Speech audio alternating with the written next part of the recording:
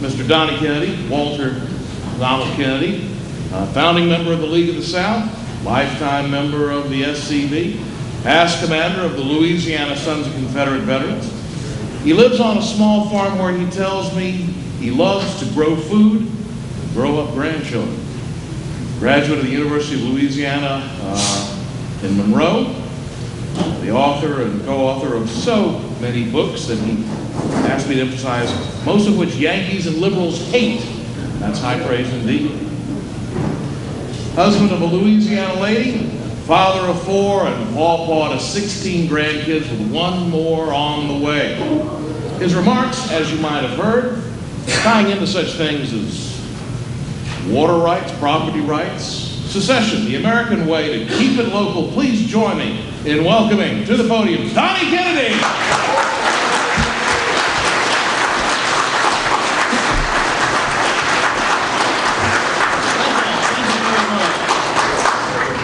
I'll try not to be as long-winded and as cute and funny as my twin brother, but I do appreciate you inviting us here, and it's just great to be with a bunch of good radicals. You know, it just kind of, it recharges my battery. I don't know what it does for yours, but it definitely recharges mine. Ron and I have been in the so-called political movement. I think we were born into it. Our grandfather in Simpson County, Mississippi was really big into politics, and Ron and I picked it up at an early age in our life. I remember back in high school, I mean, we were in like the 9th grade, we used to listen to a preacher on the radio, Carl McIntyre, from Hollywood, New Jersey, I believe, the 20th Century Reformation Hour.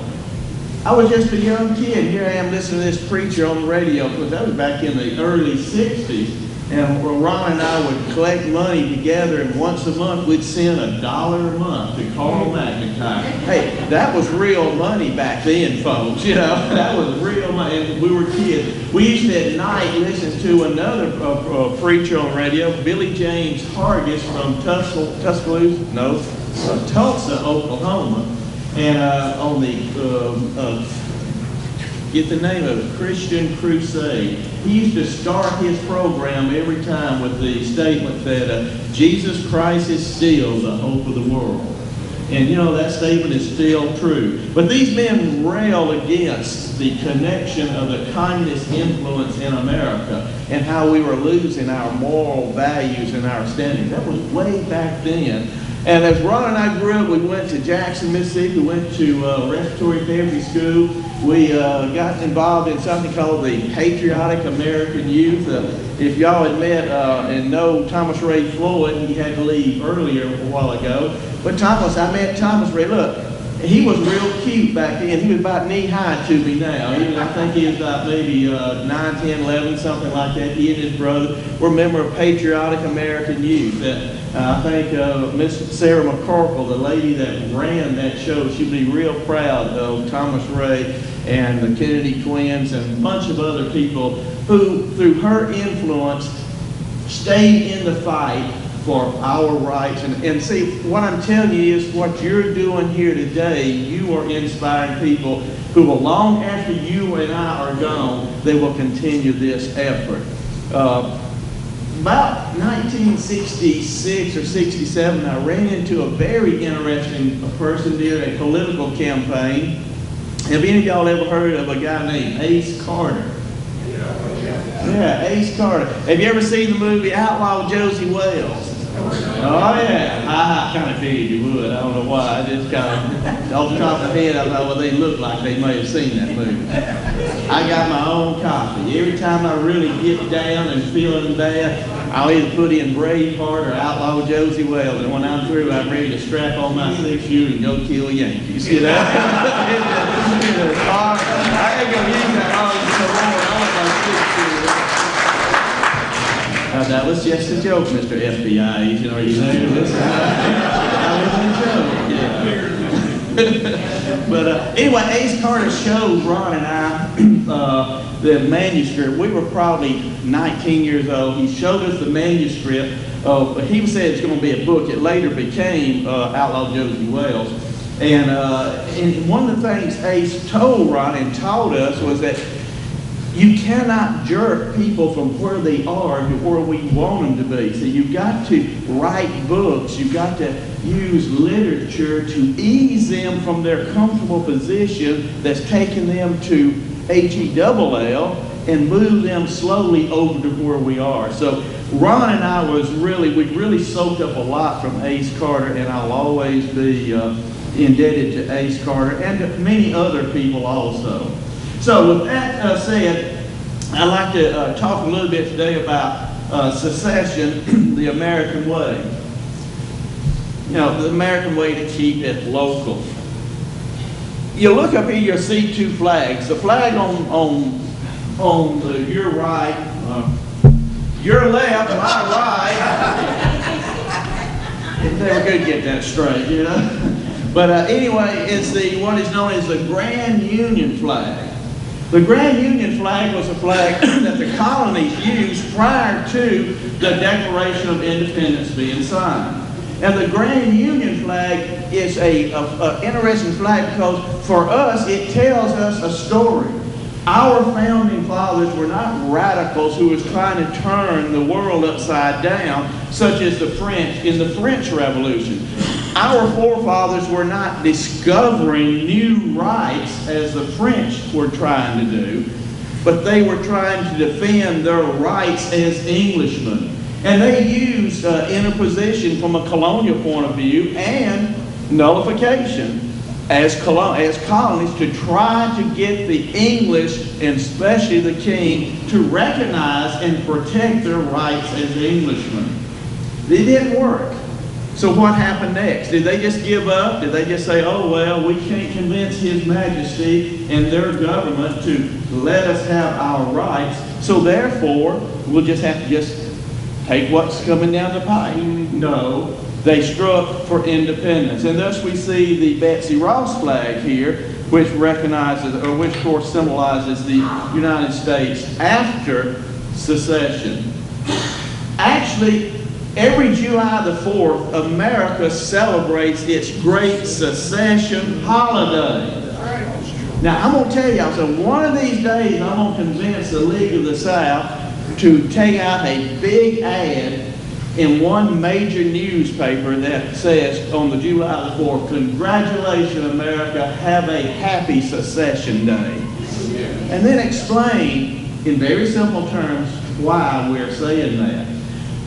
In today's world, if you are a secessionist, you know this, you've seen it yourself, when you're un-American. Well, why in the world can you believe that tearing up America is a good thing? That, you know, you must be a traitor to America if you believe in secession. Oh, you're worse than those commies who were out to kill us back in the 20th century. You're disrespectful. I've heard this several times. You're disrespectful to American veterans who fought under that flag if you believe in secession. And of course, you're harmful to the growth and influence of America. You're giving aid and comfort to America's enemies. Of course, most of those enemies are ones we made because we're an empire and not a republic any longer. So you see, you and I know that secession, that being a secession or an advocate of the right of secession is not taken as it should be today. But look at what our founding fathers, how our founding fathers viewed secession.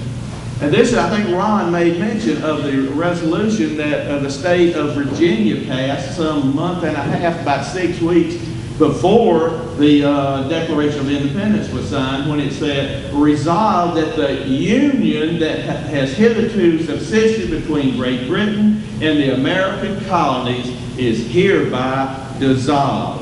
Dissolving a union is what you do when you secede, folks. You know, secession and nullification, as I point out, nullification preceded the act of secession by the American colonies. And this is an American thing to do. The Declaration of Independence clearly teaches that secession is the American way to do it. You know, so many times when ask people, have you ever read the Declaration of Independence? Oh yes, all men are created equal. And then have this Marxist sparkle about them, as if our founding fathers were Marxists and believed in abject human equality. Why, my God, that's not true. We know that's not true because half of them were slave owners and the other half were involved in the African slave trade, and they all believed in a society of grades of individuals, classes, and society. So we know that they were not Marxists. They were Republicans, as little r, thanks be unto God, little r Republicans. They believed that any free man had the right to govern himself, and that no man was born booted and spurred, capable of riding on the backs of his fellow citizens. In other words, they did not believe in a heretical or aristocracy of merit that was inherited from one child to the next to the next. Aristocracy is what they said should not exist. In America, you should have the equality of opportunity, and you would have a natural aristocracy, not a governmental enforced aristocracy. That's what our founding fathers meant when they talked about equality of opportunity. But interesting enough, if you will just read the first couple of sentences, or the first long sentence in the Declaration of Independence, it tells us that when it becomes necessary for one people to dissolve the political bonds. Now wait a minute, people have the right to dissolve political bonds. That's what you do when you secede. It goes on to say that governments are instituted or created, deriving their just powers from the consent of the governed. A government that does not exist by your consent, unfettered consent, is not a free government, but a tyrannical government. It is a form of tyranny. No matter how mild that tyranny may be, it is tyranny nevertheless. This is in the Declaration of Independence. It also goes on, just a couple of sentences down, to tell us that it is the right of the people to alter or abolish a government that is not suitable to them. Now, we can alter it by changing our elected officials, or we can change our Constitution a little bit, amend it. But if that doesn't work, guess what? We're not just limited to that approach. We have the right, the unalienable right, to abolish that government if it doesn't suit who? The federal government? No, if it doesn't suit us, we the people of the sovereign state. Read on a little further in that document. It says it is our duty to throw off such government. In other words, as you sit in that chair right there, you don't really have the option as a free man in a free society. You don't have the option of doing nothing in the face of tyranny. Amen. It is your duty, your moral obligation to throw off that tyrannical form of government. To sit under a tyrannical form of government and to abide by that government, it does nothing but enslave your children and your grandchildren. Therefore, you have become a tyrant yourself. So our founding fathers understood that. And then they go on to say that it is our responsibility to provide new guards for our security. So that is probably about the most revolutionary document ever written by Western man. The Magna Carta pales to insignificance when you look at this. There's no such thing as an aristocracy other than an aristocracy of merit. Therefore, we are Republican. Don't believe in divine right. That government is illegitimate. It is an illegitimate government if it does not exist by the consent of the government. It becomes a bastard government, illegitimate, if it does not have the consent of we the people. And these ideas did not creep up or jump into the American psyche in a vacuum. You go back and read the writings of various political philosophers, such as John Locke. And John Locke was probably the second most quoted individual at both the Constitutional Convention and during the debate over the Declaration of Independence. The Bible, interestingly enough, was the first. You know that? Some people don't like you to mention that, so maybe I shouldn't have said that. Sorry. I'm going to upset some atheists. John Locke, in his second treatise on government, clearly stated that men can never be secure from tyranny if there be no means to escape it. Hey, wait a minute, what did he say? You can never be secure, you can never be free if there is no means of escaping tyranny. Exactly what he's saying. Nullification and or secession are the means by which we escape tyranny. Our founding fathers understood this. This is why they voted for independence, because they understood that.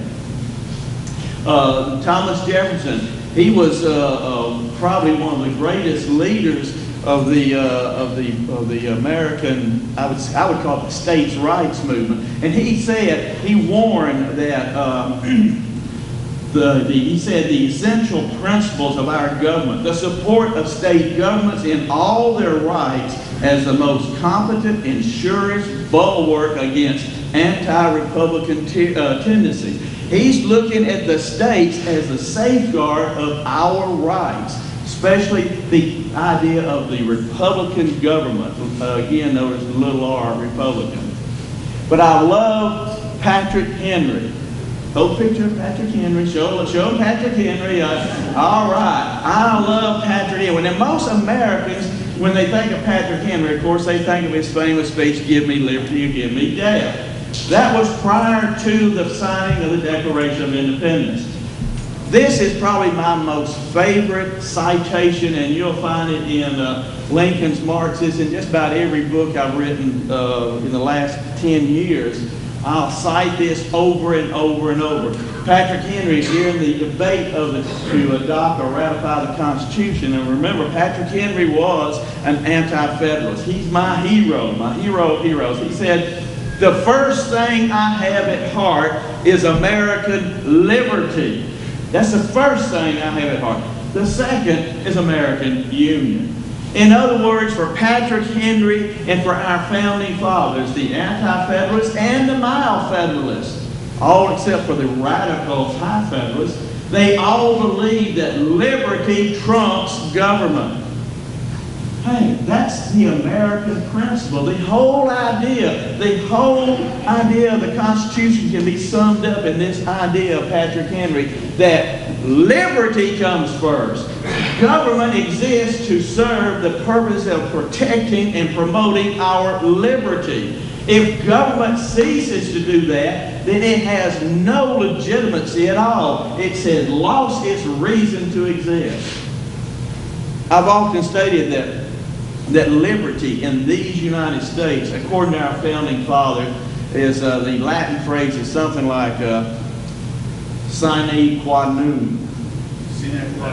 Say it again loud. Sine qua non.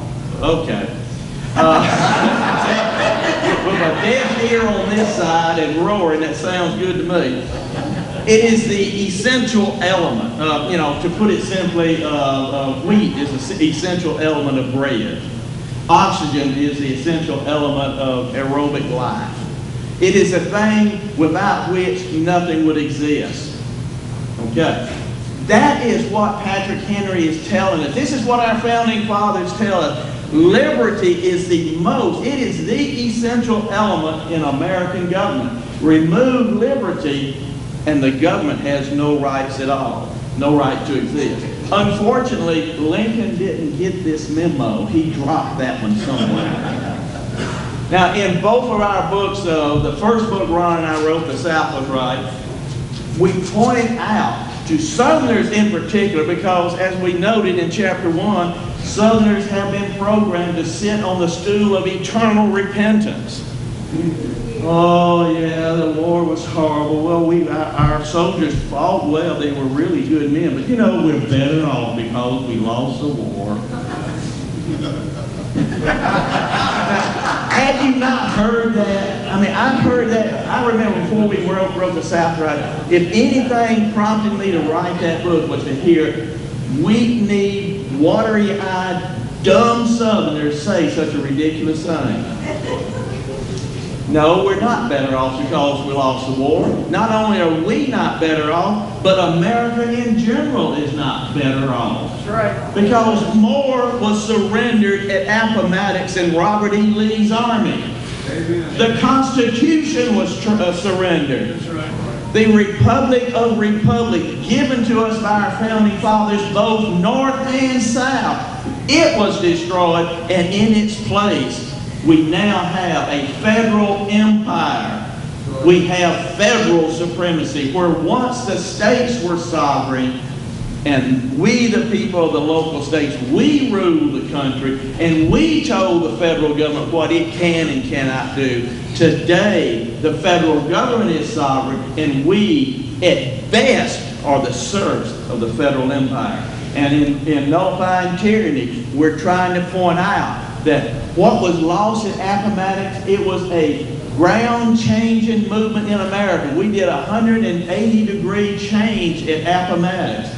Sure, it was working its way to that point, but at Appomattox, it really made the change. Not only did Appomattox make big government what we have today, not only did it make Barack Obama's government possible, it made it inevitable. It was sooner or later going to come here. So we had to change something. But you know, there are enemies. Oh, my brother said go back. Oh, I see why. Because if you want to read more about this idea of free governments and how the nullification and why we need to nullify and how we're going to do this, we got a free ebook. Hey, you know, I sold a bunch of books over here. Got 3 or 4 more. I might even sell those before I leave. But I've got a free one for you. All you got to do is go to our website, KennedyTwins.com. You can read it online or download it. It's yours. Just have at it. Take a look at nullification, why and how. Not only why do we need nullification, but how do we go about achieving that. Now, there are enemies of local government and keeping it local. Karl Marx, Adolf Hitler. Do you know that in Lincoln's Marxists, I point out both that Karl Marx was a great advocate of Abraham Lincoln. He served as the unofficial cheerleader for the federal government during the War for Southern Independence, the European cheerleader. He loved Lincoln. He called Lincoln a great man of the working class. And interestingly enough, 49ers that came to this country, people who, 48ers that came to this country from Europe, who were radical socialists and communists, they ended up in the federal army. They all supported the founding of the Republican Party, and Lincoln's election, and the war against the South. Hitler, several years later, when he wrote Mein Kampf, he was just enthralled at what Lincoln had done in the American Civil War. Because Lincoln did what Hitler was trying to do in Germany at that time. Do away with states' rights, form one big, indivisible central government where he could be the master. If you want to be shocked, just look up Mein Kampf and look in the index, American Civil War, Abraham Lincoln, and read several pages where he taught. In my book, Lincoln's Marxists, I've got a whole chapter dedicated to how Lincoln and Marx are walking side by side. And Lincoln and Hitler, and Marx also. The point is, tyrants hate states' rights. They don't want you to have control at the local level. If you control things at the local level, they have no power in the central government. And what they want is a strong, indivisible, big government. You know, what tyrant could want less than to have complete supremacy? Hitler, Stalin, Mussolini, or who that ugly guy is down the bottom, but he too wants full power. This is what they want. And of course, remember, folks, take me sweet. Is that a Kenyan? What is that? Anyway. That must be President Kenya. All right, but anyway, these people want absolute power. They don't want you to have power at the local level. If you have power at the local level, then you can prevent them from acting and doing what they want to do. They cannot impose their will if we, the people at the local level, have the right to negate their action. And this is what we pointed out in Lincoln's Marxist. Because after all, America's greatest enemy of keeping it local is none other than Abraham Lincoln. Now, this comes to a shock to many Republicans and Tea Party types. They just cannot conceive the fact that Lincoln is a bad guy. But yet, Abraham Lincoln hated states' rights. He wanted America to be one strong, centralized government where he could use the power of government to promote what he considered to be good for the rest of Americans, regardless of what we felt down in the hitherland, the flyover country, as they say now. Many people will tell you, especially when I go to the Tea Party groups, they'll talk about, oh, Lincoln was a great man because he freed the slaves. He wasn't fighting against states' rights. He didn't care about it. All he wanted to do was free the slaves. Well, as you all know, and then I'll just quickly point out, that ain't the case. For after all, the fourth plank of the 1860 Republican Party platform, the platform that Lincoln ran on, clearly stated that the Republican Party was pledged to defending slavery in all states where it existed at that point in time. And that's the Republican Party platform. In his 1861 inaugural address, Lincoln stated that he had no authority nor inclination to touch the issue of slavery in any state that it then existed. In 1862, he even promoted the concept of the original 13th Amendment, which would protect slavery well into the 20th century. Wow. And of course, his famous letter to Horace Greeley, where he told Horace Greeley that slavery was not the issue. It was saving the Union. His empire, that's what they wanted to save, their empire. Slavery, he said if he could save the Union by freeing all the slaves, he would do it. If he could save the Union by keeping all of the slaves as slaves, he would do it. Or if he had to free half and keep half slaves, as long as he could keep the Union together. Because you see, to Mr. Lincoln and that ilk, government, empire is much more important than the Constitution. And of course, that's exactly proven in their action. They trampled on the Constitution. More ways than I have time to even mention. And they trample upon the lives and property of the people of the South in the process. Lincoln fought for federal supremacy, not for freedom. I found this very interesting. I was looking up a freethinker who was talking about Lincoln, and a freethinker is what you and I refer to as a secular humanist, today.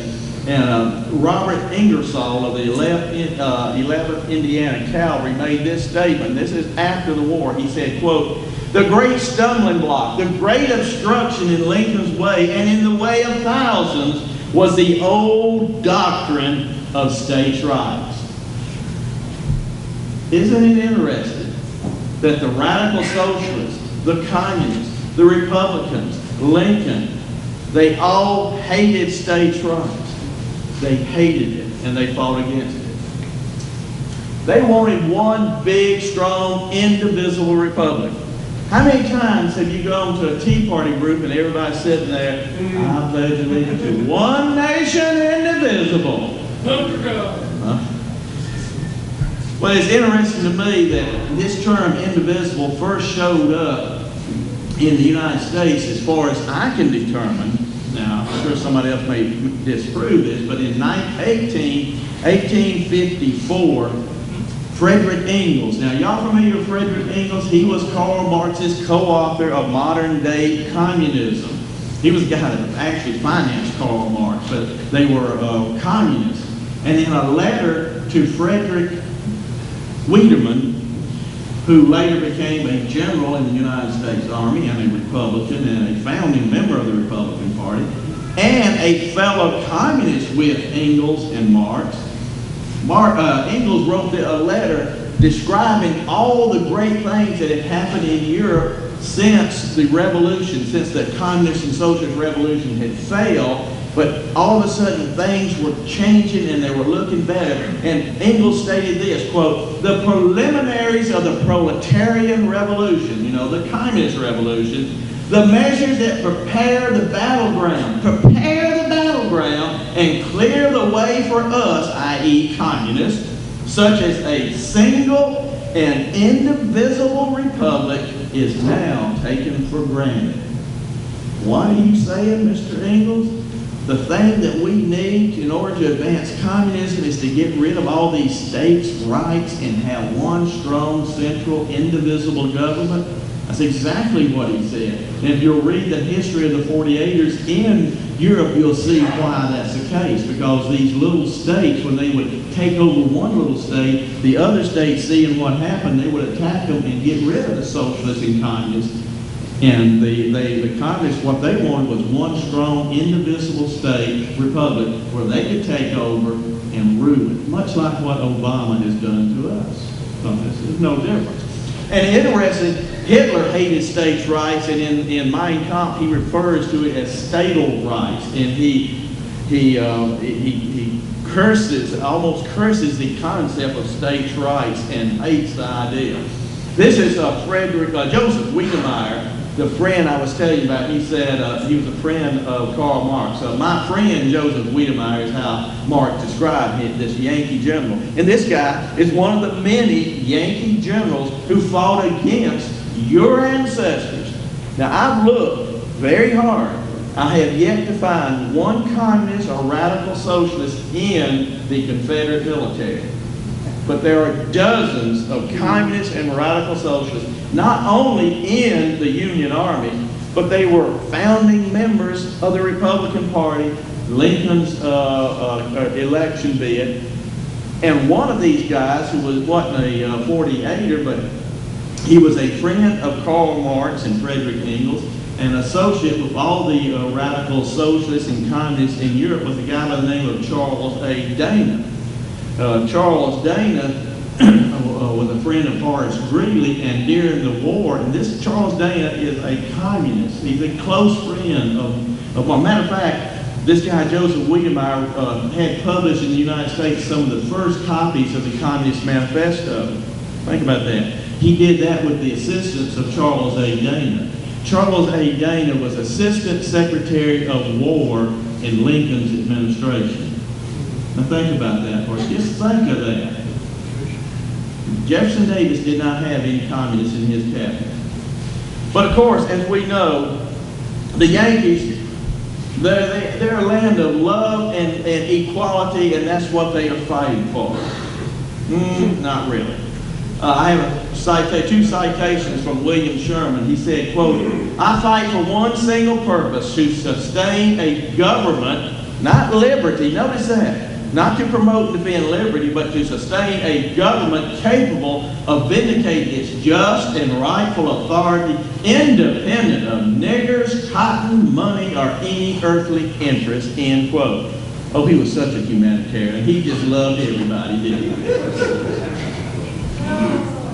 And later on, he said, there is a class of people, men, women, and children in the South, he's talking about the South, who must be killed or banished before you can hope for peace and order. Such a man of love.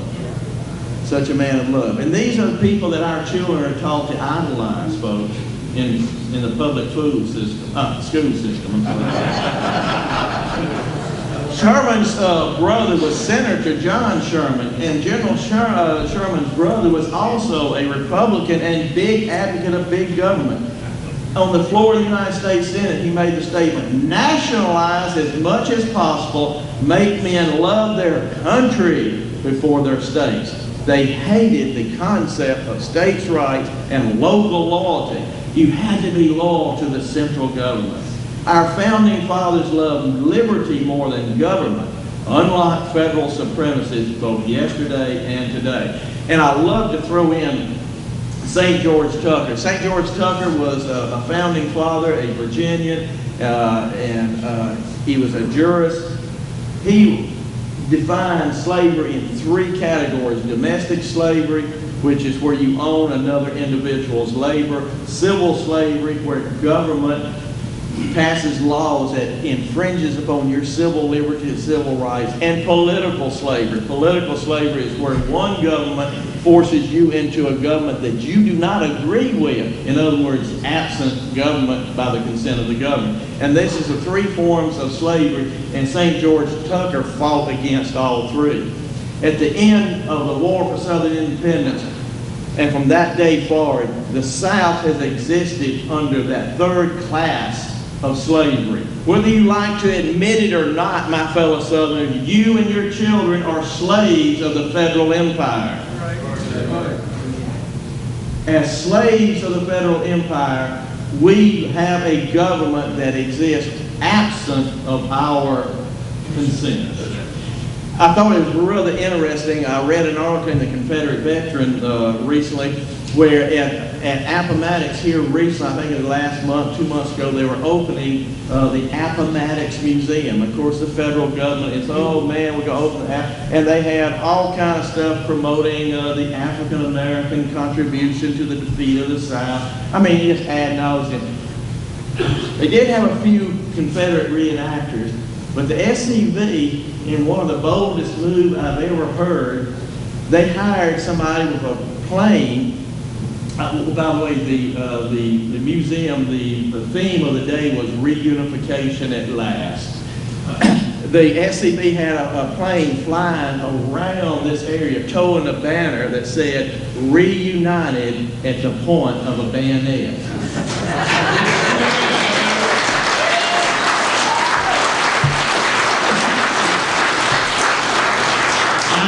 SCV was going to pot when they elected somebody that used to be a member of the League of the South and never denied it.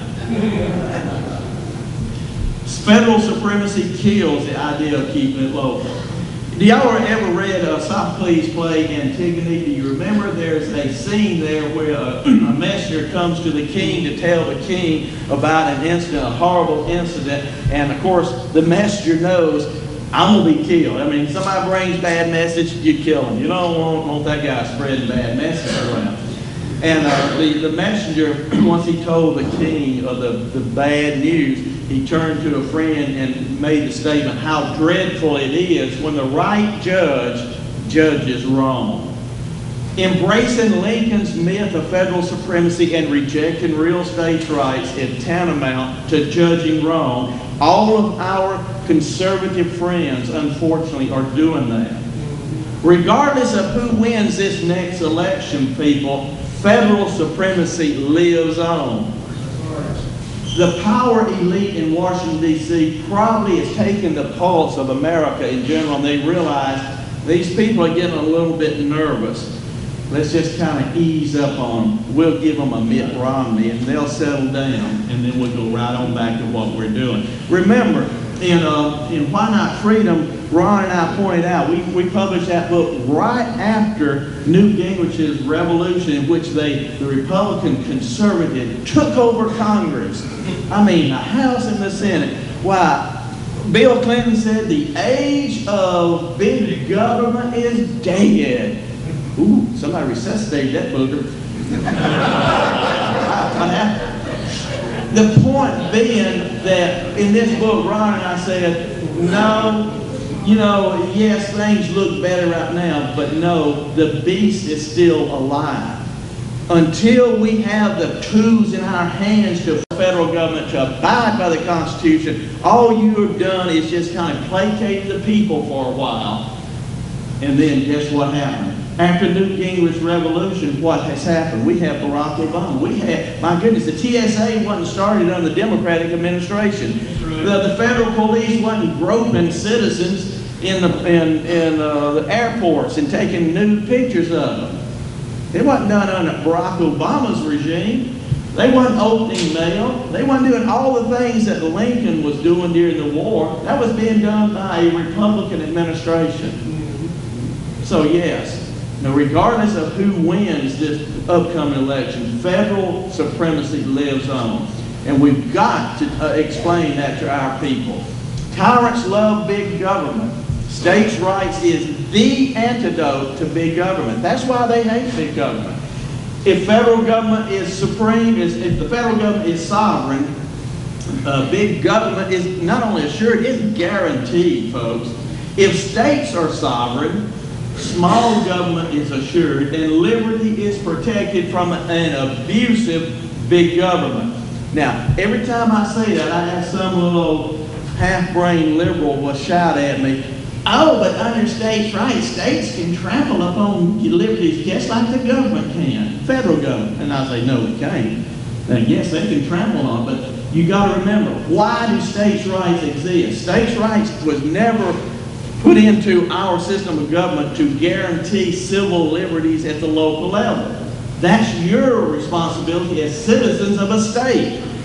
States' rights exist to protect our rights from an abusive central government. That's it. So don't come to me and tell me, oh, just because the state of Michigan can trample upon my rights, we can't have states' rights. No, it's the job of the citizens of Michigan to see to it that their government serves them. I'm from Louisiana. I need to keep my nose out of Michigan's business.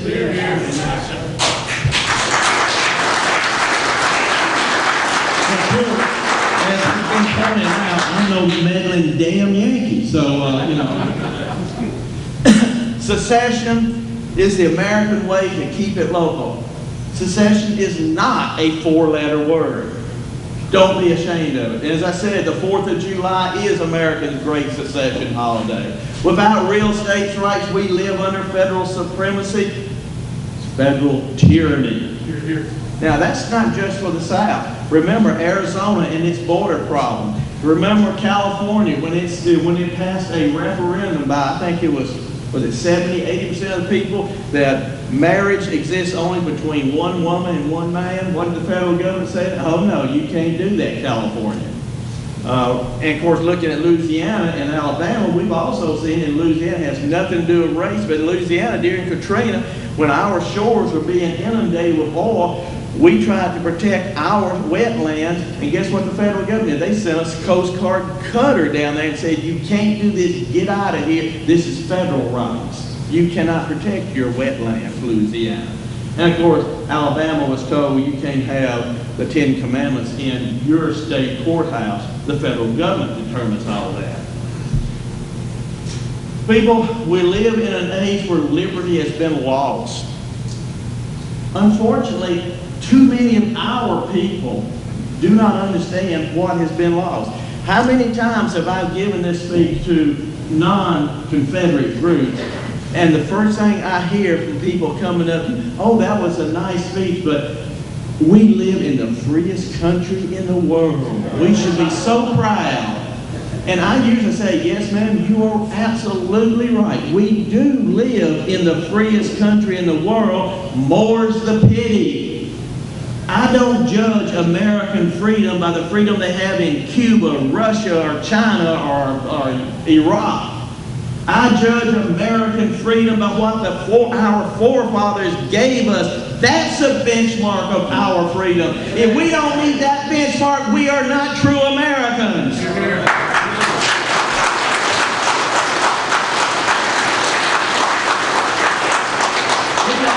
Understand the situation. And we all here in this room and in the League of the South, and thanks be unto God in most of the SCV now, we understand that we have lost so much. That at Appomattox, more than that Confederate flag was being furled. We understand that. Now we've got to rededicate ourselves to the rebirth of our nation, colonial or Confederate. Either we will restore America to what it is supposed to be, what our founding fathers gave us, or we will have a free and independent Confederate South. You see, it goes back to Patrick Henry, what he said. You know, personally, I would much rather see these United States looking like what our founding fathers intended. But you know, I'm not naive. I know those people. For how many years now? Since 1966, I became a Southern nationalist. Let me pause for a second here. I've got to tell you this story. You know, this is instructive to all of you. I became a Southern nationalist in 1966.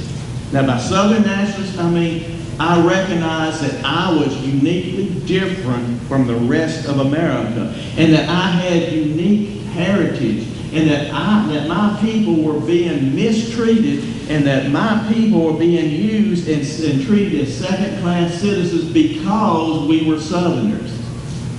That's what I refer to, what I mean when I say I became a Southern nationalist. You know who's responsible for that? Is that stupid-looking little kid that was up here a while ago, Ron Kennedy. He talked to a friend, a lawyer, and you thought he didn't talk to lawyers, you know? A man who is dead and gone now, bless his heart. But he introduced Ron and I to John C. Calhoun, to John Stuart Mill. I'm a constitutional libertarian today because of what this man introduced us to. But he talked to Ron, and he showed Ron where we were going wrong, why we were being treated in the 60s the way we were. Because we were a conquered people, and conquered people aren't supposed to act uppity. We're supposed to sit on that stool of eternal repentance. We're supposed to be the whipping boy for the rest of the nation. We were supposed to be the butt of every dirty Yankee joke. That's our function in America. And that's hard to take. Ron came down to Pearl Valley, where we live, and he told me that, and I became so enraged. I thought, brother, you are absolute. You need to be forward for the holler horn. Now, any of you cattlemen out here know it. When you got an old cow that's walking around in a circle, her head like this, most of the time they got a worm in their horn, and you bore them with a holler horn. They're going crazy. You had to bore them. Man, you're crazy. I was just remember, I grew up listening to Billy James Hargis, Carl McIntyre, waving the flag, pledging allegiance, loving America. And then all of a sudden my brother tells me, man, America is treating you bad. You need to get out. We need to secede. Well, I was crazy. So anyway, I left, didn't even talk to him for a couple of days, but I couldn't get that thought out of my mind. And I went back to him and I said, tell me more. And he talked, and we talked, and we went and talked to this lawyer, a friend of ours. And all of a sudden I said, you know, as bad as I hate to admit it, y'all are right. What can we do? And we formed the first Southern National Party, I believe it was called. That was way before some of this other stuff got started. And we started working to promote the idea of a free and independent South. But I'm telling you that because when you approach your neighbors and say, we ought to have a free and independent country, they're going to react a lot like that. Unless you, get him, Marguerite, tell Mark what that, I'm right, he's wrong. Don't be like Mark and walk up to him and slap him and say, you ignorant patriot, get rid of that Yankee flag because it's just an oppressive symbol. Mark, you're 100% right. But people, as I said, Ace Carter taught Ron and I, you don't take people from where they are and jerk them over here. You got to take them one step at a time. And thanks be unto God and to Barack Obama, Americans are waking up. Southerners are really waking up to the problem. So it's easier for us to approach and broach these subjects now than it was back in 1966. It was virtually impossible. At one time, Ron and I, we went all over Mississippi trying to get together a group of Southerners who believed like that, and I think we ended up about 6 people. And when was it we had the first Southern National Party conference in Memphis? That was 72 maybe. We had, I think, 13 people there.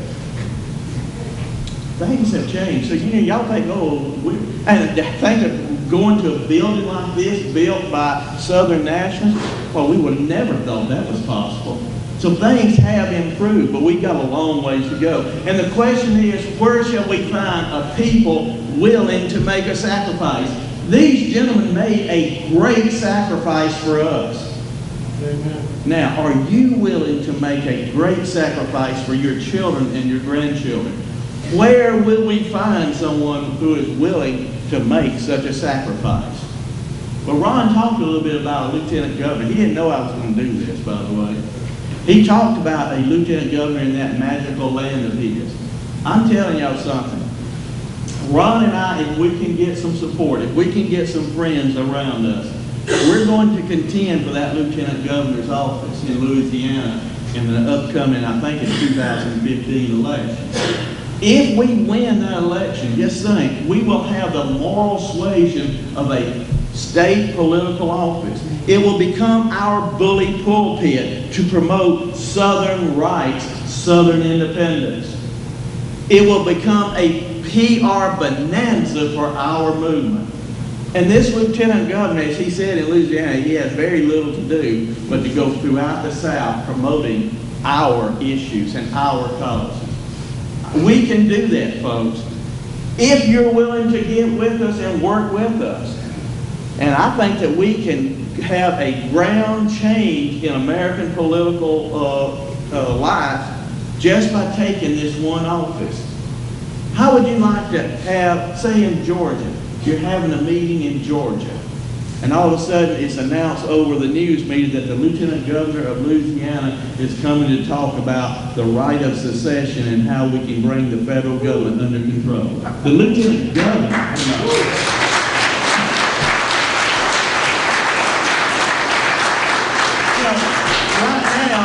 Right now you can have one of the Kennedy twins come. We've had our success. We've had some, notoriety.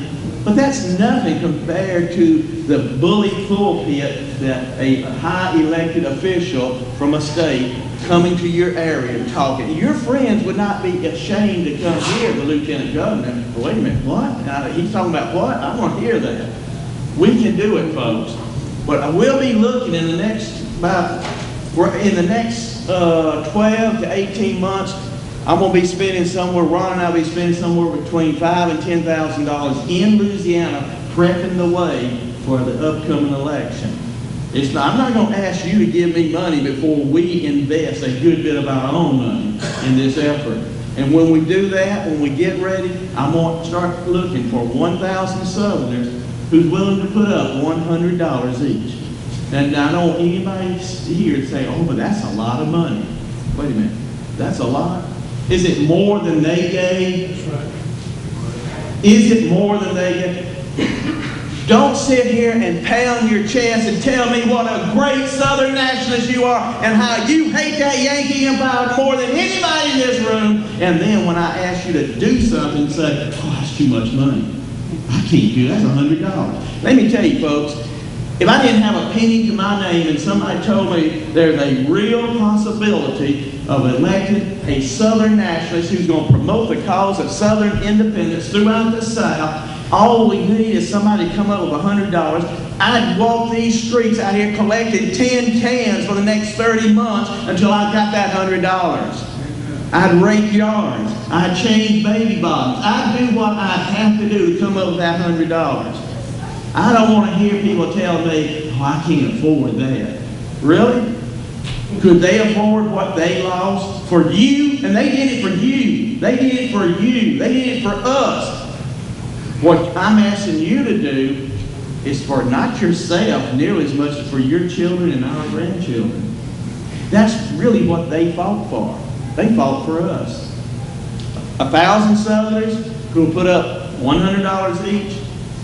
And he will then become, once he's elected, our standard bearer.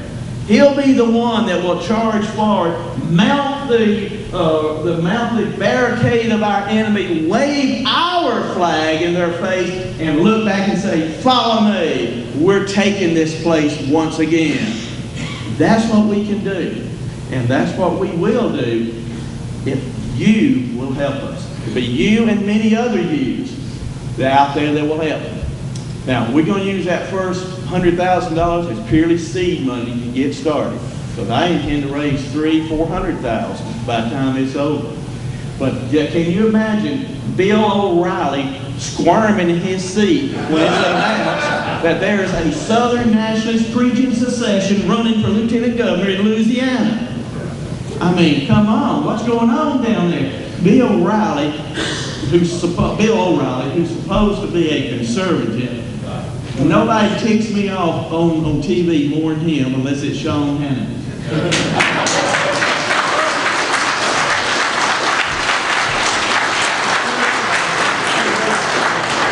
people have such a distorted view of the war for Southern independence and such a disdain for we, our people, you and I, the people of the South, that it is so obvious that only an idiot would miss it. But unfortunately, there's a lot of idiots out there. But we're going to re-educate them. Now listen, when we get somebody like Ron as a lieutenant governor going from place to place, the whole idea is to start educating and motivating our people and getting them to become members and joining up with us and fighting for our rights. I was at the conference in Burlington, Vermont. It was the first National Secession Conference. Oh, I don't know, it was 4 or 5 years ago. It was people from all over the United States who were talking about localism and secession. You know, Vermont's got a little secession movement going. Oregon, Washington got one. Hawaii, Alaska, just different places all around the country. And I remember there was people there talking about secession this, secession that, secession that. And I finally said, look, folks, I'm not here to promote secession. I'm here to promote liberty. Secession is a tool by which we can protect and promote our liberty. Don't ever be backed into a corner of being labeled as someone who only believes in secession. What are you going to secede to? If we're not going to secede to a freer society, a more moral society, a society where the unborn is protected and not assaulted, then for God's sake, get out of here and have fun. Go golfing. Do something constructive. If all we're going to do is jump out of the frying pan into the fire, where we have just the same society that's just as rotten and vulgar, where the innocent is not protected, where liberty is not promoted, then why go through the motion? You and I are great defenders of liberty. Nullification and secession are tools that we will use to promote and defend our liberty. The future belongs to you. And this is the exciting thing, folks. I get real excited. 40, 45, see I'm 60, so about 46 years I've been fighting this fight for Southern rights and Southern independence. I have never been more excited about a potential than I am right now.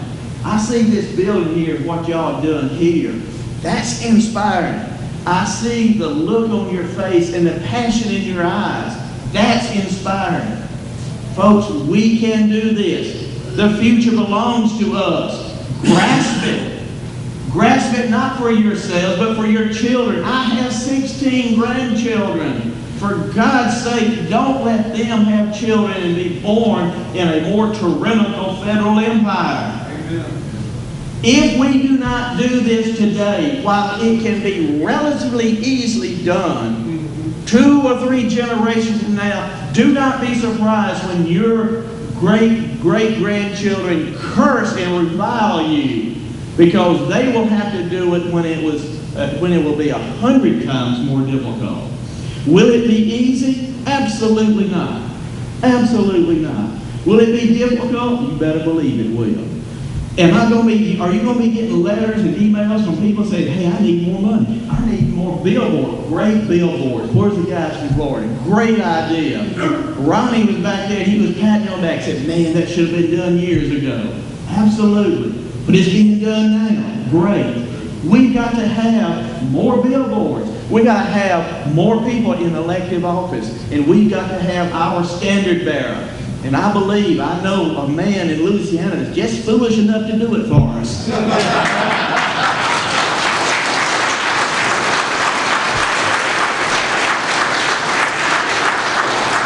Folks, once again, I want to say thank you for your warm reception. Ron and I, as he told you earlier, we're just a couple of guys from Mississippi. We were not smart enough to know that we couldn't write a book.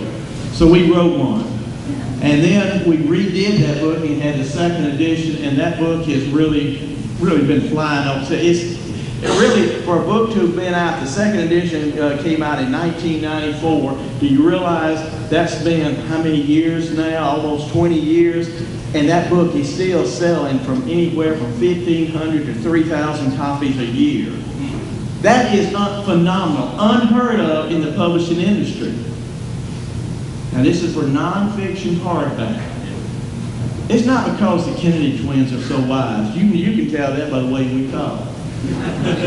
But we are dedicated, just like you. And we are inspired by you to do this. Because we love liberty. We love the South. We love our children and our grandchildren. And I think the greatest thing we can do for our grandchildren is to bequeath to them a society that is a moral society that recognizes Jesus Christ as our sovereign. That does not apologize for the Bible, and you don't have to worry about the government coming dragging the Ten Commandments out of the state capitol in Alabama. Because if they do, they'll get shot dead on the spot.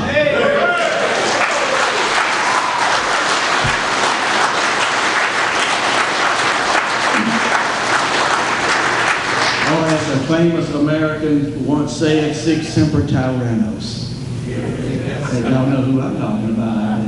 Our favorite actor. Our favorite actor. Ladies and gentlemen, I'm leaving you with these ideas because we are dependent on each other to do this. The work that y'all done in Florida with that billboard, that is just inspiring. The work y'all done with this building, that is inspiring. Seeing all you people here with your enthusiasm, that's inspiring. I'm 65 years old, people. I've been doing this for 45 years. Don't make me wait another 45 years to see a free and independent South. Oh my God, I'll do it and aggravate the heck out of you the whole time.